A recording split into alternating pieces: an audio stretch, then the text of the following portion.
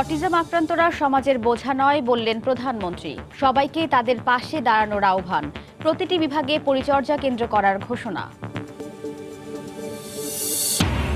বেগম জিয়ার শারীরিক অবস্থা ভালো, চিকিৎসা সেবায় তিনি সন্তুষ্ট, জানালো বঙ্গবন্ধু মেডিকেল কর্তৃপক্ষ।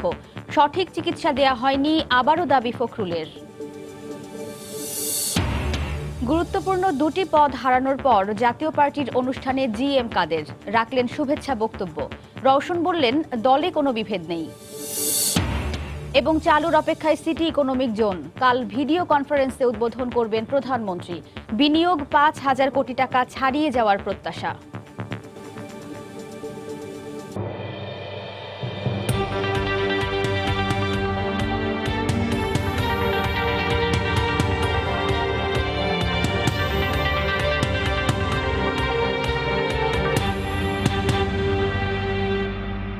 দেখছিলেন শিরোনাম। জনপদের সময়ের সঙ্গে আছি আমি ওয়াহিদা স্বপ্না। আগামী বাজেটে সব প্রতিবন্ধীকে ভাতার আওতায় আনার ঘোষণা দিয়েছেন প্রধানমন্ত্রী শেখ হাসিনা। দুপুরে বঙ্গবন্ধু আন্তর্জাতিক সম্মেলন কেন্দ্রে বিশ্ব অটিজম সচেতনতা দিবসের অনুষ্ঠানে বক্তব্য রাখেন তিনি। প্রতিবন্ধীরা সমাজের বোঝা নয় উল্লেখ করে তাদের সুপ্ত প্রতিভা বিকাশে সমাজের বিত্তবানদের এগিয়ে আসার আহ্বান জানান প্রধানমন্ত্রী। সব প্রতিবন্ধকতা পেরিয়ে জয়ের স্বপ্ন এই বিশেষ শিশুদের চোখে মুখে। বঙ্গবন্ধু আন্তর্জাতিক সম্মেলন কেন্দ্রে বিশ্ব অটিজম সচেতনতা দিবসের আয়োজন। নীল আলোর আভায় বিশ্বব্যাপী বিশেষ জনগোষ্ঠীর অধিকার আদায়ের আন্দোলনকে সমর্থন জানায় নেতৃত্বে থাকা বাংলাদেশ। অটিজম দিবসের অনুষ্ঠানে শুরুতেই বিশেষ অবদানের স্বীকৃতি স্বরূপ প্রতিবন্ধী ৮ ব্যক্তি ও ৩ প্রতিষ্ঠানকে সম্মাননা তুলে দেন সরকার প্রধান। প্রতিবন্ধীদের সুরক্ষার জন্য প্রধান অতিথির বক্তব্যে অটিস্টিকদের কল্যাণে সরকারের নেওয়া কর্মসূচির কথা উল্লেখ করেন প্রধানমন্ত্রী শেখ হাসিনা।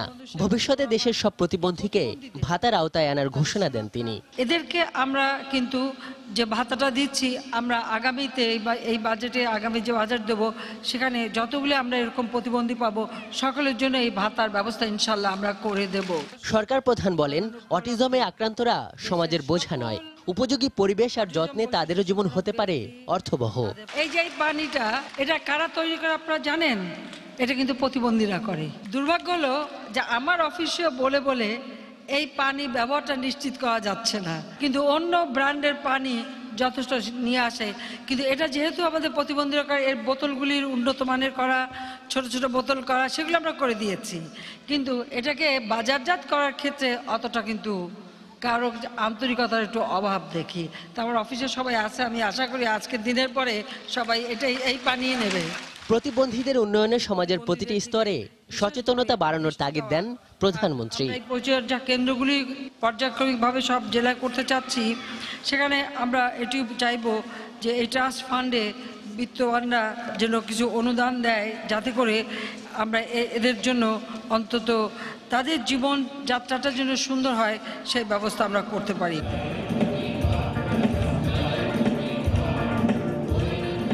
অনুষ্ঠানে সমাজের বিশেষ শিশুদের পরিবেশনায় মেতে ওঠে বঙ্গবন্ধু সম্মেলন কেন্দ্র। দর্শক সারিতে বসে যা উপভোগ করেন প্রধানমন্ত্রী শেখ হাসিনা। আজহার লিমন, সময় সংবাদ, ঢাকা।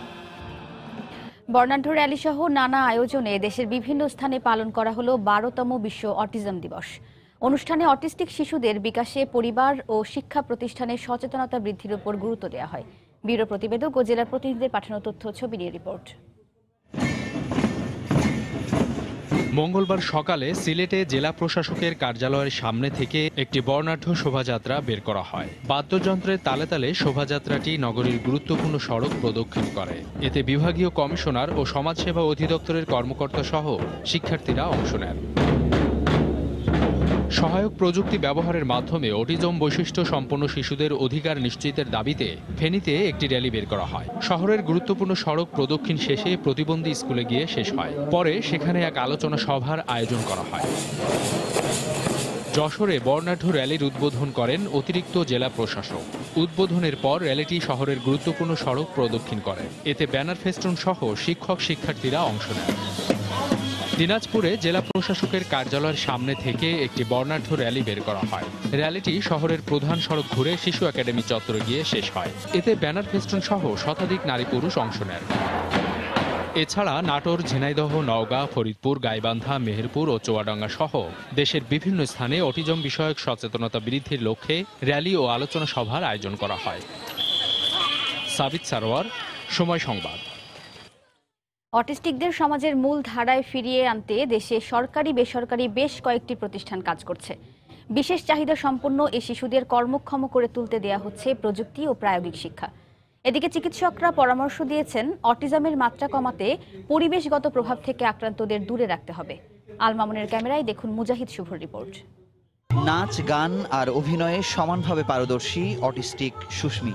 পড়াশোনায় অমনোযোগী হওয়ায় শিক্ষকরা তার ভেতরে লুকিয়ে থাকা গুণগুলোকে আলোর সামনে এনেছেন কৌশলে। তাই তো সে তার প্রতিভার স্বাক্ষর রেখেছে দেশের বাইরেও। আমরা হংকংয়ে নাটক করতে গিয়েছিলাম, ভালো পারফরমেন্স করেছি আর 2টো পুরস্কার পেয়েছিলাম। অটিস্টিকদের মন ও মননের দিকে তীক্ষ্ণভাবে নজর দিলে সমাজের মূলধারায় ফিরিয়ে আনা যায়। তবে এই লক্ষ্য নিয়ে অটিস্টিকদের কারিগরি শিক্ষায় প্রশিক্ষিত করতে কাজ করছে হাতে গোনা কয়েকটি কারিগরি শিক্ষা প্রতিষ্ঠান। বেকারি, ফুড সার্ভিস থেকে শুরু করে প্রায় 40টা ট্রেডে ওদের প্রশিক্ষণ দিচ্ছি। 223 জনের মধ্যে আপনার 132 জন বেতনভুক্ত কর্মচারী হিসেবে বিভিন্ন জায়গায় কাজ করছে। আমরা যা তৈরি করি এগুলি আমরা বিভিন্ন মেলায় বিক্রি করি। ইপনাতে ভর্তি হওয়ার পরে আমার বেবিটা অনেক ডেভেলপ হচ্ছে, আর টিচাররা যারা আছেন তারা তো যথেষ্ট সহযোগিতা করেন। চিকিৎসকরা বলছেন অটিজম জিনগত সমস্যা হলেও পরিবেশগত কারণে এর প্রকোপ বেড়ে যায় ব্যাপকভাবে। খাদ্য সংরক্ষণের জন্য যে প্রিজারভেটিভস ইউজ করা হয়, সৌন্দর্য বৃদ্ধি করার জন্য যে রঙিন করা হয় খাবারকে, এবং ফাস্ট ফুডের মাত্রা যদি বাড়ে খাওয়ার সাথে, এই ফাস্ট ফুড, এই কালারিং এজেন্ট, প্রিজারভেটিভস বা শিশুদের অটিজমের মাত্রাকে বাড়িয়ে দেবে। তবে আধুনিক পৃথিবীর উপযোগী করে গড়তে সহায়ক প্রযুক্তির ব্যবহারই সর্বোত্তম সমাধান বলে মনে করছে সরকার। এমনভাবে প্রযুক্তিটা তাদের ব্যবহার উপযোগী করতে হবে, যেমন সহজ, যেমন যাতে তারা ইন্টারনেটটা সহজে ব্যবহার করতে পারে। তারপর সহায়ক প্রযুক্তি ব্যবহার করে তারা ডেইলি লিভিংয়ে যে কাজগুলো সেগুলো যেন এই কম্পিউটারে শিখতে পারে। তারপরে কম্পিউটার ডিজিটাল কমিউনিটিতে তারা যেন একজন অংশ হিসেবে থাকতে পারে। অটিজমের 80 থেকে 90% বৈশিষ্ট্য জন্মের 2 বছরের মধ্যে প্রকাশ পায় এবং 3 বছর পূর্ণ হবার আগেই তা সম্পূর্ণরূপে প্রকাশ পায়। চিকিৎসা বিজ্ঞানীরা বলছেন শিশুর মস্তিষ্ক বিকাশের প্রথম দিকেই অটিজম নির্ণয় করা গেলে চিকিৎসার মাধ্যমে অনেকাংশেই তা কমানো সম্ভব। মুজাহিদ শুভ, সময় সংবাদ, ঢাকা।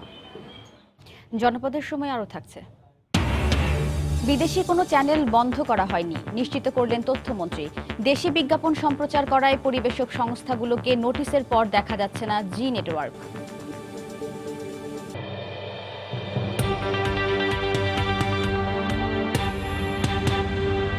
অটিস্টিকদের নানা সমস্যা ও সমাধানে করণীয় নিয়ে আলোচনা করতে এই মুহূর্তে মহাখালী ডিওএইচএস এ আছেন রিপোর্টার মুজাহিদ শুভ। তার সঙ্গে আছেন বঙ্গবন্ধু মেডিকেলের শিশু নিউরোলজি বিভাগের সহযোগী অধ্যাপক ডাক্তার গোপেন কুমার কুণ্ডু। সরাসরি যাচ্ছি তাদের কাছে। ধন্যবাদ স্বপ্না। আজ বিশ্ব 12তম অটিজম দিবস। আমরা সকাল থেকেই দেখতে পাচ্ছি যে বিভিন্ন ধরনের কর্মসূচি হাতে নেওয়া হয়েছে। বা আপনাকে বলি যে অটিস্টিক ব্যক্তিদের সমাজের মূলধারায় ফিরিয়ে আনা সহ বিভিন্নভাবে কিন্তু কার্যক্রম পরিচালনা করা হচ্ছে। তো আজ আমরা অটিজমের সার্বিক বিষয়ে কথা বলার জন্য আমাদের সাথে অতিথি হিসেবে উপস্থিত আছেন বঙ্গবন্ধু শেখ মুজিব মেডিকেল বিশ্ববিদ্যালয়ের সহযোগী অধ্যাপক গোপেন কুমার কুণ্ডু। আমরা তার সাথে প্রথমে পরিচিত হয়ে নিই এবং আপনাকে ধন্যবাদ জানাচ্ছি আমাদের জনপদের সময় আসার জন্য। আপনাকে প্রথমে আপনার কাছে জানতে চাইবো যে আজকে 12তম বিশ্ব অটিজম দিবস, তো এই উপলক্ষে আজকে নানা ধরনের কর্মসূচি হাতে নেওয়া হয়েছে। আপনার কাছে জানবো যে দেশে কেন আসলে এই অটিজমের সংখ্যাটা বাড়ছে? আপনি জানেন যে বাংলাদেশে অটিজমের সংখ্যা দিন দিন বাড়ছে, তবে এরকম না যে অন্য দেশের তুলনায় বাড়ছে, এরকম না। সব দেশেই যে হারে বাড়ছে সেই হারেই বাড়ছে। তবে অটিজমের কারণ হিসেবে আমরা দুইটা জিনিসকে বেশি, অ্যাকচুয়াল কারণ তো আমরা জানি না, তবে বিজ্ঞানীরা এইটুকু কারণ হিসেবে উপনীত হইতে পেরেছেন যে অটিজমের কারণ হিসেবে একটাকে ইয়ে করা হয় যে জিনগত সমস্যা হইতে পারে একটা, আরেকটা জিনগত সমস্যা তো বাচ্চাদের মধ্যে থাকতেই পারে, এর পাশাপাশি পরিবেশগত কারণকে বিজ্ঞানীরা বিশেষভাবে গুরুত্ব দিচ্ছেন।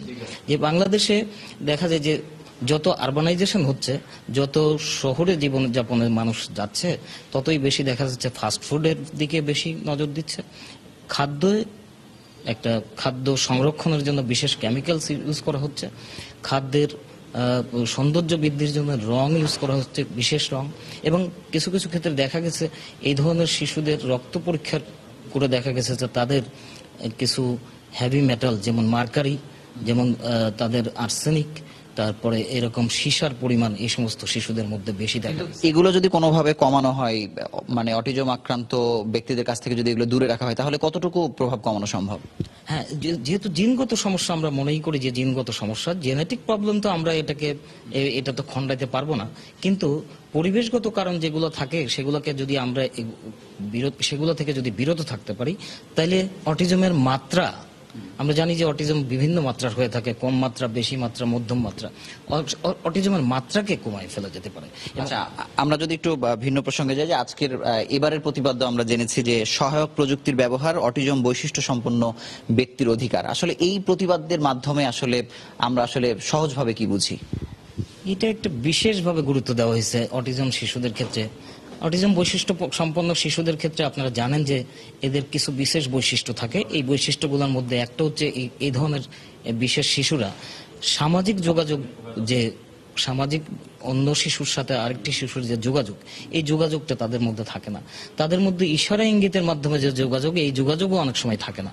এবং তাদের মধ্যে আচরণগত যে সমস্যা, যে ব্যবহারগত, যে আচরণগত সমস্যা, এই সমস্যা থাকে।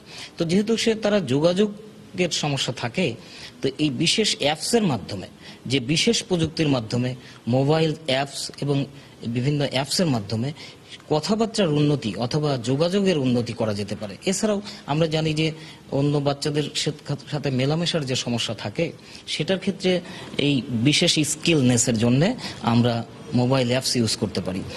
কিন্তু আমি যদি আপনার কাছে জানি যে এই যে প্রতিপাদ্য এবার নেওয়া হয়েছে, কিন্তু সেই কার্যক্রম বাংলাদেশে এখন পর্যন্ত শুরু হয়েছে কিনা, নাকি চিন্তা করা হচ্ছে? চিন্তা করা হচ্ছে।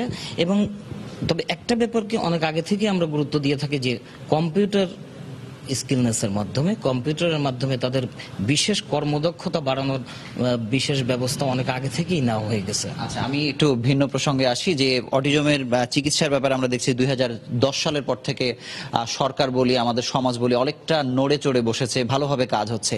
কিন্তু যদি চিকিৎসার কথাই বলি, যে বাংলাদেশে অটিজম আক্রান্তদের জন্য কি ধরনের চিকিৎসা দেওয়া হচ্ছে, উন্নত বিশ্বে কি ধরনের চিকিৎসা দেওয়া হচ্ছে, আমরা আসলে এই মাঝখানে আমাদের কোনো গ্যাপ আছে কিনা? আপনি জানেন যে বাংলাদেশ সরকারের প্রধানমন্ত্রী এবং তার সুযোগ্য কন্যা, বিশিষ্ট শিশু সাইকোলজিস্ট, যেটা শিশু মনোবিজ্ঞানী সাইমা ওয়াজেদ হোসেনের উদ্যোগে বিশ্বের দরবারে বাংলাদেশ অটিজম নির্ণয় এবং অটিজম ব্যবস্থাপনায় বিশেষ অধিকার স্থাপন করে নিয়েছেন।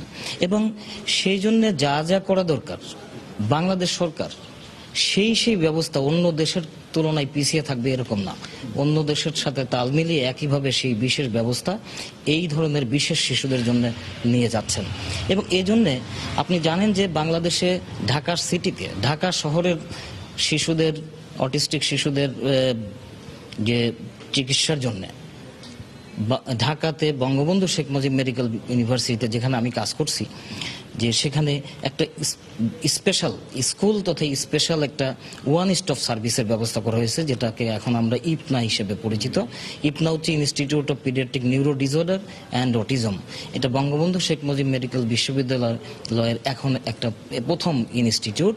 এই ইনস্টিটিউটে সব রকম ব্যবস্থা, একটা শিশুর জন্য, অটিস্টিক শিশুর জন্য যা যা দরকার, চিকিৎসা ব্যবস্থা, রোগ নির্ণয়ের ব্যবস্থা, রোগের ব্যবস্থা এবং একটা স্পেশাল। আমরা আবারও ফিরবো। দর্শক, আমরা ফিরে যাচ্ছি স্টুডিওতে, কোথাও যাবেন না, একটু পরে আবারও ফিরছি আমরা।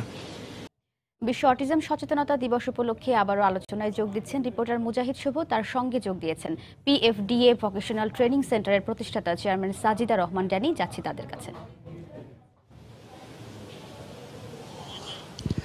দর্শক, এতক্ষণ আমাদের সাথে থাকার জন্য আবারও ধন্যবাদ জানাচ্ছি। আপনাদেরকে বলে রাখি যে এর মধ্যে কিন্তু আরও একজন অতিথি আমাদের সাথে যোগ দিয়েছেন। তিনি হচ্ছেন সাজিদা রহমান ড্যানি, প্রতিষ্ঠাতা chairman PFDA vocational training centre. আমরা এবার তার কাছেই কিছু কথা শুনতে চাই। আমি আপনার কাছে জানতে চাইব, ধন্যবাদ উপস্থিত হওয়ার জন্য, যে আমরা সমাজে এখনো দেখি যে আসলে যারা অটিজম আক্রান্ত তাদের বাবা মা পরিচয় দিতে চান না, সমাজ অনেকটা অন্যভাবে দেখে, কিন্তু আসলে এই সমাজকে আমরা কতটুকু প্রস্তুত করতে পেরেছি বলে আপনি মনে করেন? প্রস্তুত পুরোপুরি হওয়াটা আসলে সময় সাপেক্ষ ব্যাপার। সবচেয়ে ইম্পর্টেন্ট যেটা, যে আমরা শুরু করেছি কিনা। আমি মনে করি যে 2011 সালে সাইমাওয়াজের যে যাত্রাটা শুরু করেছেন, ওনার এই উদ্যোগের জন্য কিন্তু আমরা যারা প্যারেন্টস আছি তারা সামনে আসার মতো ওই প্ল্যাটফর্মটা পেয়েছি। আমি এখন বলতে পারি যে আমার ছেলে অটিজম আছে, বাট সে কেপেবল, সে পারছে, এই যোগ্যতার জায়গাটুকু দেখানোর সুযোগটা হয়েছে। অ্যাকসেপ্টেন্সের ব্যাপারটা প্যারেন্টসের একদমই নিজস্ব ব্যাপার। সরকার এবং ব্যক্তিগত উদ্যোগ থেকে আমরা চেষ্টা করছি যতটুকু সম্ভব প্যারেন্টসকে জানানো, সমাজকে তৈরি করার, কিন্তু গ্রহণযোগ্যতার ব্যাপারটা এখনও আসলে অনেক দূর যেতে হবে। এখনও আমার বাচ্চাদের রাস্তায় হ্যারাসমেন্টের শিকার হতে হয়, এখনও বিভিন্ন জায়গায় যে হ্যারাসমেন্টের শিকার হতে হয়, কারণ মানুষ জানা এবং গ্রহণ করা দুটোর মধ্যে যে ফারাকটা আছে, ওই জায়গায় এখনও আমরা আছি। আমি একটু ভিন্ন প্রসঙ্গে যেতে চাই। আমরা অনেক সময় দেখি যে সাধারণ যে স্কুলগুলো আছে, বিশেষ চাহিদা সম্পন্ন যারা শিশু অথবা ব্যক্তি রয়েছেন তাদের জন্য আলাদা ধরনের প্রতিষ্ঠান আছে, কিন্তু সাধারণ স্কুলগুলোতে তাদেরকে নেয়ার ক্ষেত্রে দেখা যায় যে শিক্ষকদের আপত্তি থাকে, অথবা সেখানে সেই ধরনের শিক্ষক নেই। এই বিষয়ে কোনো কাজ হচ্ছে কিনা? সবচেয়ে বড় জিনিস হচ্ছে যে একজন শিক্ষক যদি নিজে কনফিডেন্ট না হন অথবা না জানেন একটা বাচ্চাকে কিভাবে হ্যান্ডেল করতে হবে বা স্পেশাল নিডস থাকে তাকে কি করতে হবে, তখন কিন্তু সেই শিক্ষক ওই বার্ডেনটা নিতে চাইবেন না। এটা তার কাছে দায়িত্বর থেকে অব্লিগেশন হয়ে যাবে। হ্যাঁ, তো সবচেয়ে আগে যেটা দরকার যে এই শিক্ষকদের তৈরি করা। আমরা ওই জায়গায় যতটুকু জানি সাইমা আপার যে উদ্যোগটা আছে ওখান থেকে শুরু করেছে সরকার, বিভিন্নভাবে এটা শুরু করেছে যাতে প্রাইমারি স্কুল এবং এই ধরনের যে প্রতিষ্ঠানগুলি আছে, প্রাইভেট যে স্কুলগুলি আছে, এদেরকে ট্রেনিংয়ের ব্যবস্থা করা, ট্রেনিং দেওয়া শুরু করেছেন। কিন্তু আমি মনে করি যে এই জিনিসটা আরও অনেক বেশি কনস্ট্রাকটিভ হওয়া উচিত। এবং এখানে শুধুমাত্র টিচাররা না, অনেক প্যারেন্টসরা আছেন যারা ওই স্পেশাল বাচ্চা স্কুলে থাকলে, ক্লাসে থাকলে আমার বাচ্চাকে আমি দিব না, এই ধরনের মানসিকতা নিয়ে পরিবর্তন করা। হ্যাঁ, এই মানসিকতার দিকটাও আসলে অনেক পরিবর্তন হওয়া দরকার। এবং একটা নীতি যেটা সরকার করেছে যে স্কুলে এত পার্সেন্ট স্টুডেন্টদের রাখতে হবে স্পেশাল নিডস, সেই নীতিটার বাস্তবায়ন হবে। আমি আরেকটা অন্য বিষয়ে যাই। আপনি যেহেতু ভোকেশনাল ট্রেনিং সেন্টার, অনেকগুলো প্রতিষ্ঠান আমরা দেখেছি অটিজমের, কিন্তু এই কারিগরি শিক্ষার গুরুত্বটা কত বেশি বলে আপনি মনে করেন? আপনি কেমন ফল পাচ্ছেন? দেখেন, একটা মানুষ যখন সে মানে স্কুল পার হয়, আমাদের জন্য কলেজ আছে, ইউনিভার্সিটি আছে, বাট বিশেষ চাহিদা সম্পন্ন যারা আছে তাদের জন্য কিন্তু এরকম কোনো ফ্যাসিলিটি নাই। কিন্তু অটিজম তো একটা লাইফ লং স্পেকট্রাম। সো স্কুলের পরে তাদের যে বিশেষ চাহিদা সম্পন্ন যে প্রতিষ্ঠানগুলি দরকার, যেখানে তাদেরকে হাতে কলমে কাজ শিখিয়ে তারপরে কাজের জায়গার জন্য তৈরি করে তাদেরকে দিতে হবে, সেই ধরনের প্রতিষ্ঠান কিন্তু খুব কম আছে। আমি PFDA ভোকেশনাল ট্রেনিং সেন্টার এই কারণেই প্রতিষ্ঠা করেছি যে এদেরকে তৈরি না করলে আমি কিন্তু বলতে পারবো না যে এদের চাকরি দিবেন অথবা এদেরকে সমাজে প্রতিষ্ঠিত করতে হবে। সো আমার তৈরির জায়গাটা আগে স্বয়ংসম্পূর্ণ হতে হবে। যেই কারণে PFDA ভোকেশনাল ট্রেনিং সেন্টারের মতো ভোকেশনাল ট্রেনিং সেন্টার আরও আসা উচিত, যাতে করে যারা ইয়াং অ্যাডাল্ট এবং অ্যাডাল্ট আছেন তাদেরকে তৈরি করার জায়গাটা আমরা। আমি একটা বিষয় জানবো যে আপনার আজকের দিনটা খুব আনন্দের। আপনার সন্তান একজন দীর্ঘদিন থেকে সে অটিজম নিয়ে আসলে দিন পার করছে। আজকে শুনেছি যে প্রধানমন্ত্রীর কাছে বিশেষ পুরস্কার পেয়েছে। কেন পেল, আসলে আপনার অনুভূতি একটু খুব সংক্ষেপে জানবো। আমি মনে করি যে আমার ছেলে, সে তার যে যতটুকু শক্তি আছে, যতটুকু ক্যাপাসিটি আছে, যতটুকু উদ্যোগ আছে, উদ্যম আছে, সবটুকু দিয়ে সে চেষ্টা করেছে তার এটা ডিসেবিলিটি না থাকে, সে যেন ইন্ডিপেন্ডেন্ট একদম কনফিডেন্ট মানুষ হতে পারে। আমি মা হিসেবে, তার গার্জিয়ান হিসেবে তাকে ওই সুযোগগুলি আমি তৈরি করে দিয়েছি, সে যেন তার স্বপ্ন বাস্তবায়ন করতে পারে। আজকে সে মাননীয় প্রধানমন্ত্রীর কাছ থেকে সাকসেসফুল পারসন উইথ অটিজম হিসেবে যে সম্মান পেয়েছে, আমি মনে করি যে এটা দেখে অন্য মা বাবা যারা আছেন তারা যেন আরেকটু অনুপ্রাণিত হন যে তাদের বাচ্চারাও পারবে। আপনার কাছে ধন্যবাদ। আমি একটু গোপেন কুমার কুণ্ডুর কাছে শেষ পর্যায়ে যেতে চাই। আমাদের হাতে সময় খুবই সংক্ষিপ্ত, যে সরকার আসলে সামনে আর কি কি পদক্ষেপ নিচ্ছে একটু সংক্ষেপে যদি আমাদের বলেন। সরকারের আপনি জানেন যে বঙ্গবন্ধু ইউনিভার্সিটিতে আমি যেটা বলছিলাম, বঙ্গবন্ধু ইউনিভার্সিটিতে এই করেছেন যে ঢাকা সিটির মানুষকে যে সার্ভিস দেওয়ার জন্য, বিশেষ শিশুদের সার্ভিস দেওয়ার জন্য, পাশাপাশি সরকার কিন্তু প্রান্তিক পর্যায়ের মানুষকে সার্ভিস দেওয়ার জন্য এই বিশেষ ব্যবস্থা, বিশেষ শিশুদের জন্য যে ব্যবস্থা, সেই সার্ভিস দেওয়ার জন্য 15টি মেডিকেল কলেজে শিশু বিকাশ কেন্দ্র করেছেন, যেখানে 15টি শিশু বিকাশ কেন্দ্রে কিন্তু এই সার্ভিসের পুরোপুরি ব্যবস্থাটা রয়েছে। যে আপনাকে ধন্যবাদ। আমরা একেবারে শেষ প্রান্তে এসেছি। দর্শক আলোচনায় শুনছিলেন যে আসলে অটিজম বৈশিষ্ট্য সম্পন্ন যারা আছে তাদেরকে সমাজে মূলধারায় ফিরিয়ে নিয়ে আসার জন্য আমাদের সবার আগে ব্যক্তি পর্যায়ে, পরিবার পর্যায়ে এবং রাষ্ট্রীয় পর্যায়ে পৃষ্ঠপোষকতা যেমন দরকার, আমাদের মানসিকতার পরিবর্তন সবার আগে হওয়া দরকার।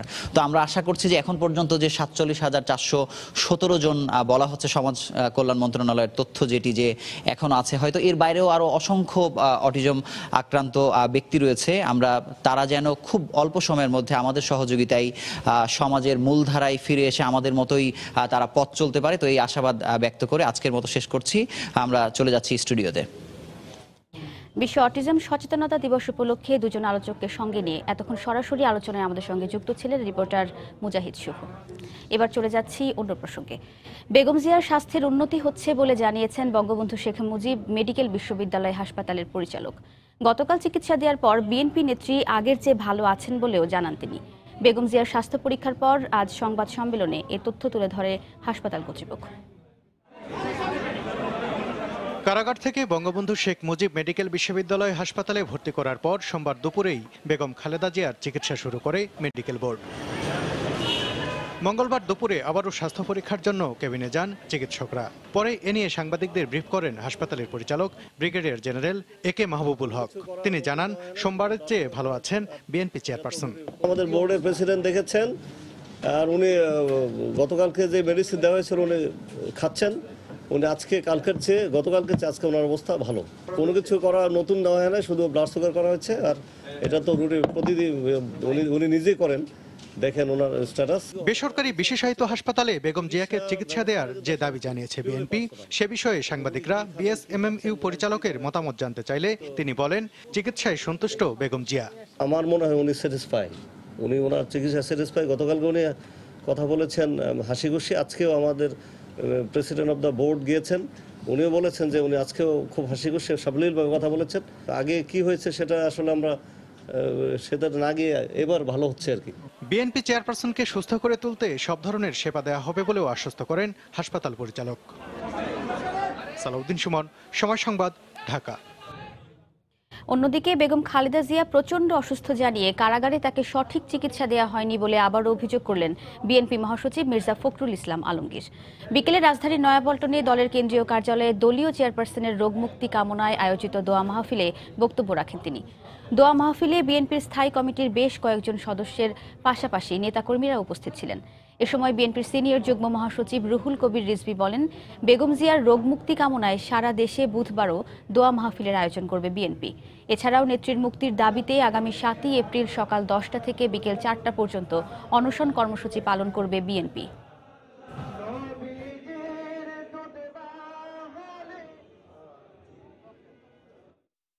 যখন থেকে কারাগার থেকে পিজি হাসপাতালে নিয়ে যাওয়া হচ্ছিল, নিয়ে আসা হয়েছিল, তখন সেখানে তিনি সুস্থ হয়ে দাঁড়াতে পারেননি।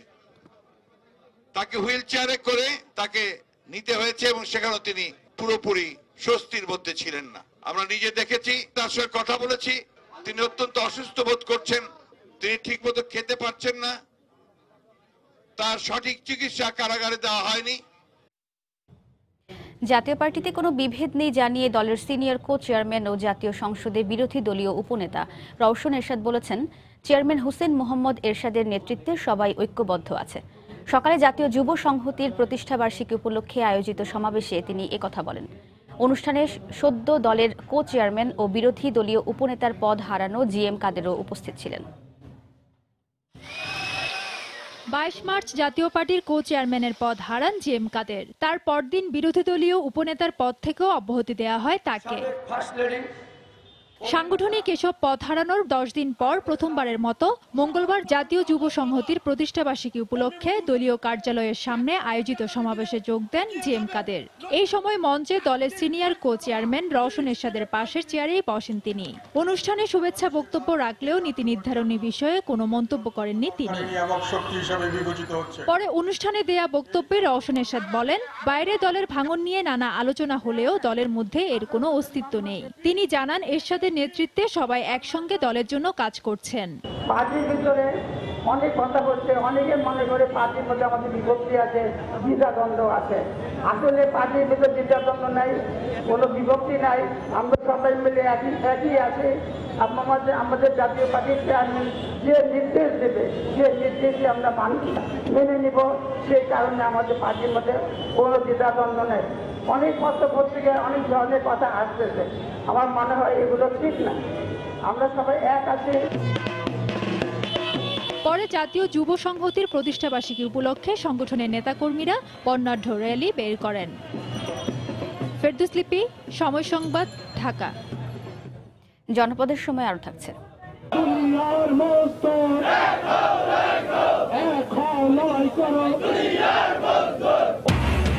নয় দফা দাবিতে দেশের বিভিন্ন স্থানে পাটকল শ্রমিকদের ধর্মঘট। খুলনায় রেল লাইন অবরোধ, মহাসড়কে অবস্থান।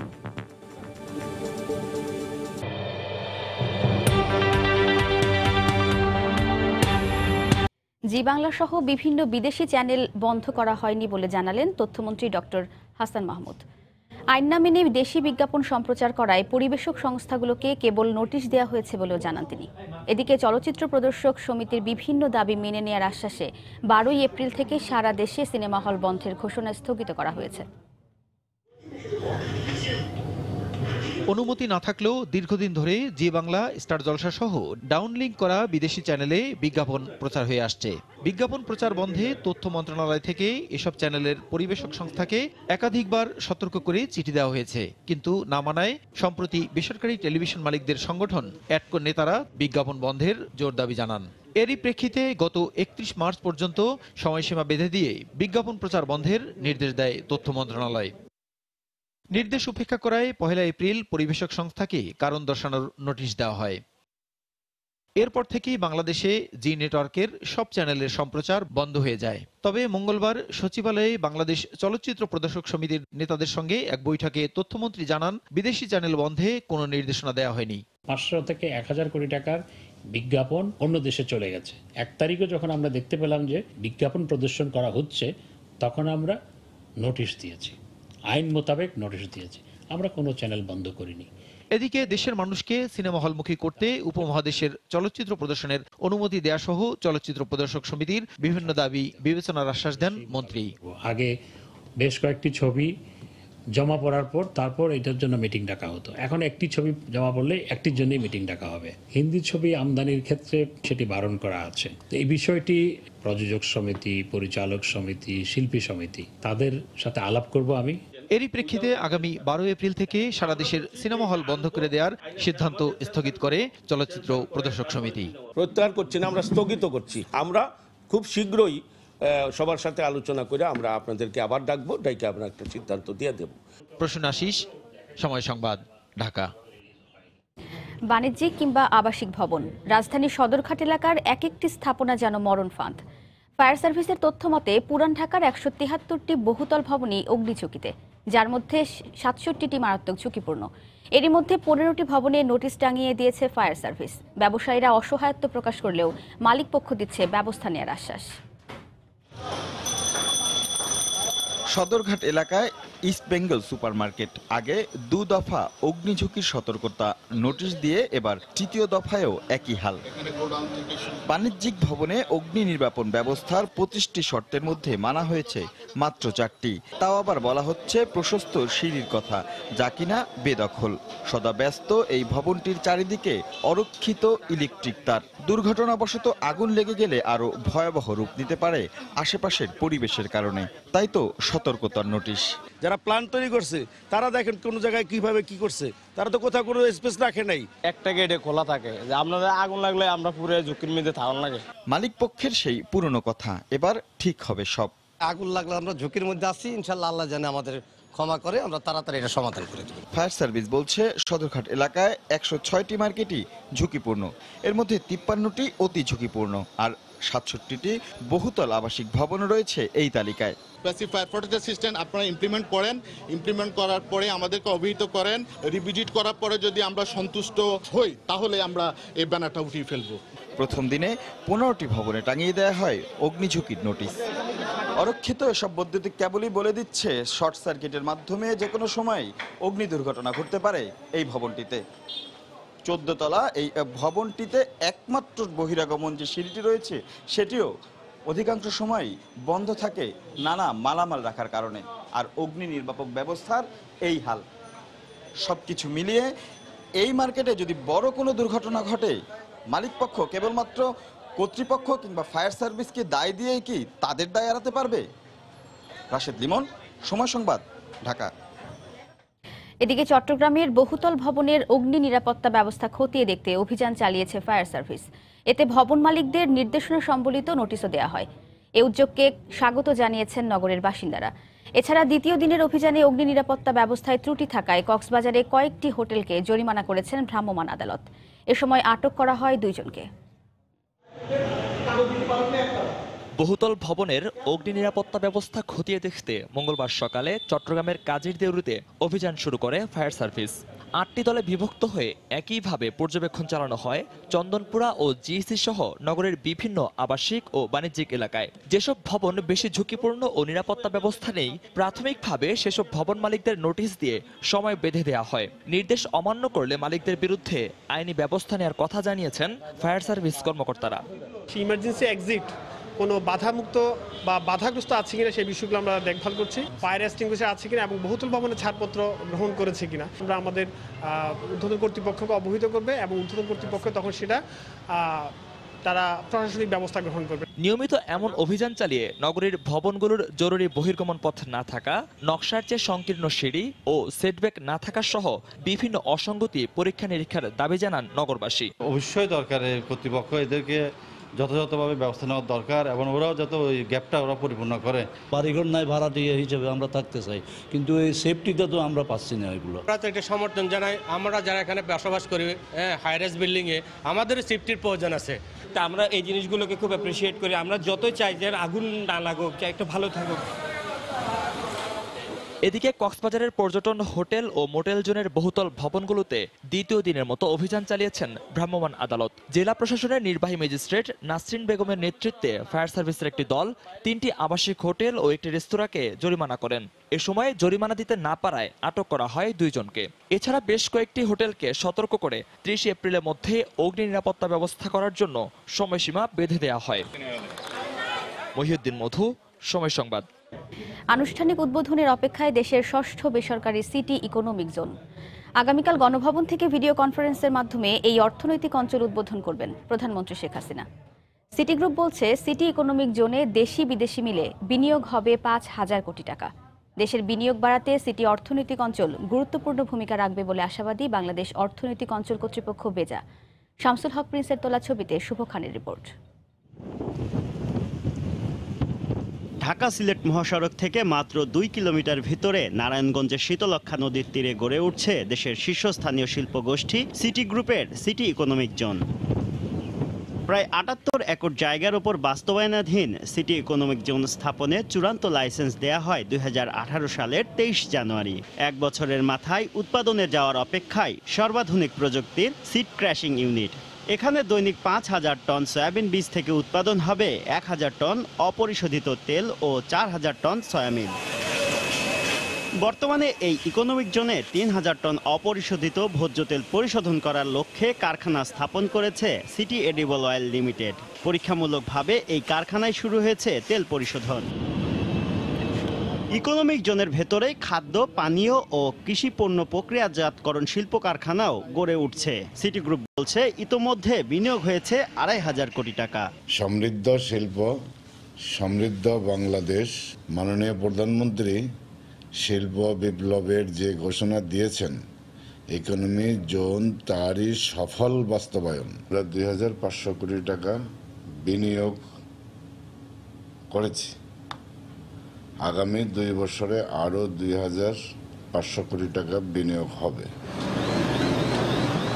দেশের সর্ববৃহৎ অটো রাইস মিল স্থাপন করা হয়েছে সিটি ইকোনমিক জোনে। প্রতিদিন চিনিগুড়া সহ অন্যান্য চাল উৎপাদন হবে প্রায় 1,700 টন। 200 টন মসুর ডালও প্রক্রিয়াজাত হবে এই কারখানায়। সিটি ইকোনমিক জোনের সফলতা নিয়ে আশাবাদী বেজার চেয়ারম্যান। সিটি গ্রুপ তাদের প্রথম যে ইকোনমিক জোন সেটাতে শিল্প স্থাপনে পুরোপুরি সফল হয়েছে। ইকোনমিক জোন স্থাপন প্রক্রিয়াটা বিনিয়োগকে খুব বেশি উৎসাহিত করে, বিশেষ করে যারা ভালো উদ্যোক্তা তাদের জন্য এটা বিশাল একটা অপরচুনিটি। বর্তমানে সিটি ইকোনমিক জোনে নারী পুরুষ মিলে প্রায় 8,000 মানুষ কাজের সুযোগ পাচ্ছেন। কর্তৃপক্ষ আশা করছে আগামী 2 বছরের মধ্যে চালু হবে এই ইকোনমিক জোন। তখন সব মিলিয়ে 15 থেকে 20,000 মানুষ কাজের সুযোগ পাবেন। নারায়ণগঞ্জের সিটি ইকোনমিক জোন থেকে শুভ খান, সময় সংবাদ। মজুরি কমিশন বাস্তবায়ন ও বকেয়া বেতন পরিশোধ সহ 9 দফা দাবিতে খুলনা, চট্টগ্রাম, রাজশাহী ও সিরাজগঞ্জে 72 ঘণ্টার ধর্মঘট পালন করছেন রাষ্ট্রায়ত্ত পাটকল শ্রমিকরা। বিভিন্ন সড়ক অবরোধ করে বিক্ষোভ সমাবেশ করেন তারা। দাবি আদায় না হওয়া পর্যন্ত কঠোর আন্দোলনের হুঁশিয়ারিও দেন শ্রমিকরা। মঙ্গলবার সকালে খুলনায় 9টি রাষ্ট্রায়ত্ত পাটকলের শ্রমিকরা কাজে যোগ না দিয়ে খুলনা যশোর মহাসড়ক ও রেলপথ অবরোধ করেন। দুপুর 12টা পর্যন্ত খুলনার সঙ্গে সারা দেশে রেল যোগাযোগ বন্ধ থাকে। এছাড়া শহরের নতুন রাস্তা মোড় এলাকায় অবস্থান নিয়ে সমাবেশ করেন শ্রমিকরা। এ সময় তারা মজুরি কমিশন বাস্তবায়ন ও বকেয়া বেতন পরিশোধ সহ 9 দফা দাবি জানান। ছেলে মেয়ে নিয়ে খুব অভাবে অনাটনে আছি, তাই আজ কষ্টের সাথে রাস্তায় নামছি। আমরা মজুরি যখন না আদায় করে নিয়ে ঘরে উঠবো না, দরকার বুকির রক্ত ঢালিয়ে দেবো রাস্তায়। আন্দোলনের অবস্থাতে তীব্র থেকে তীব্রতর করবো যত সময় পর্যন্ত আমাদের দাবি আদায় না হয়। একই দাবিতে চট্টগ্রামের আতুরার ডিপুটি এলাকায় সড়ক অবরোধ করে আন্দোলন করেন আমিন জুট মিলের শ্রমিকরা। এ সময় টায়ার জ্বালিয়ে বিক্ষোভ করেন তারা। এতে যান চলাচল বন্ধ হয়ে যায়। এ সময় দাবি আদায় না হওয়া পর্যন্ত কঠোর আন্দোলনের হুঁশিয়ারি দেন পাটকল শ্রমিকরা। 16-1800 টাকা বেতনও নিয়মিত পাচ্ছি না। এই 9 সপ্তাহ বেতন বকেয়া চলতেছে। আমাদের ছেলে মেয়েদেরকে লেখাপড়া করাইতে পারতেছি না। ঢাকা রাজশাহী মহাসড়কে রাজশাহীর কাটাখালী এলাকায় বিক্ষোভ করেন পাটকল শ্রমিকরা। এতে মহাসড়কের দুপাশে যানজটের সৃষ্টি হয়। পরে পুলিশের হস্তক্ষেপে যান চলাচল স্বাভাবিক হয়। কষ্টের টাকা যে বউ কি ছেলে কি আমি অসুখে পড়েছে টাকাটা পাবো, সেই টাকাটা আমরা তো পাইনি, আমার নিজের টাকা রাখি। সরকার আমাদেরকে গ্যাজেট পাস করে দিয়েছে, আমাদের মজুরি কমিশন বাস্তবায়ন হয়নি। যদি দাবি না মানা হয় আমরা রোডের পরে শুয়ে থাকে হলেও আমরা মজুরি কমিশন সহ 9 দফা দাবি বাস্তবায়ন করে ছাড়ব। এছাড়া সিরাজগঞ্জ ও নরসিংদীতেও কাজে যোগ না দিয়ে 72 ঘণ্টার ধর্মঘট পালন করছেন রাষ্ট্রায়ত্ত পাটকল শ্রমিকরা। ইসমাত জাহান, সময় সংবাদ। যুক্তরাষ্ট্র ভ্রমণে বাংলাদেশি পোশাক ব্যবসায়ীদের ভিসা প্রক্রিয়া সহজ করা হবে বলে জানিয়েছেন মার্কিন রাষ্ট্রদূত রবার্ট আর্ল মিলার। সকালে গাজীপুরে একটি পোশাক কারখানা পরিদর্শন শেষে তিনি একথা বলেন। এর আগে বাহাদুরপুর এলাকায় লাইলা স্টাইল নামের পোশাক কারখানার বিভিন্ন ইউনিট ঘুরে দেখেন মিলার। কাজের পরিবেশ, শ্রমিকদের সুযোগ সুবিধা ও উৎপাদিত পণ্যের মান নিয়ে সন্তোষ প্রকাশ করেন তিনি। এ সময় কারখানার ডে কেয়ার সেন্টারে শিশুদের সঙ্গে কিছু সময় কাটান মার্কিন রাষ্ট্রদূত।